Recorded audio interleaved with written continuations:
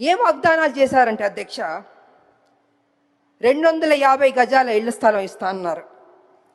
ఆ ఇళ్ల స్థలంలో ఇల్లు కట్టుకోవడానికి 5 లక్షలు ఇస్తా అన్నారు. 4,000 పెన్షన్ ఇస్తా అన్నారు. 10 లక్షల హెల్త్ ఇన్సూరెన్స్ ఇస్తా అన్నారు. ఉద్యోగం ఇస్తా అన్నారు. ఇలాగ అనేక వాగ్దానాలు చేశారు అధ్యక్ష.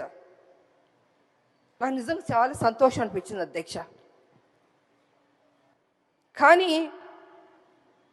ఏమైందంటే అధ్యక్ష, అధికారంలోకి వచ్చింది కాంగ్రెస్, అన్నీ జరిగిపోయినాయి అధ్యక్ష. చూస్తూ చూస్తూ 2 సంవత్సరాలు అయిపోయింది అధ్యక్ష. ఇంతవరకు మా ఉద్యమకారులకి మా ప్రభుత్వం ఇవ్వలేదు అధ్యక్ష. అది కొంచెం నాకు బాధగా అనిపించింది అధ్యక్ష. ఎన్నో స్కీములు మనం అనౌన్స్ చేస్తున్నాం, పెడుతున్నాం. మా ఉద్యమకారులకు ఫస్ట్ ప్రయారిటీ ఇచ్చి చేస్తుంటే, ఏదైతే మనం కదా చెప్పాం ఉద్యమకారులకి ఇల్లు ఇస్తా అన్నాం, పెన్షన్ ఇస్తా అన్నాం, ఆరోగ్యం గురించి హెల్త్ ఇన్సూరెన్స్ ఇస్తా అన్నాం, ఉద్యోగం ఇస్తాను, ఇలా అన్నీ మనమే చెప్పాం కదా అధ్యక్ష. అవన్నీ చేస్తుంటే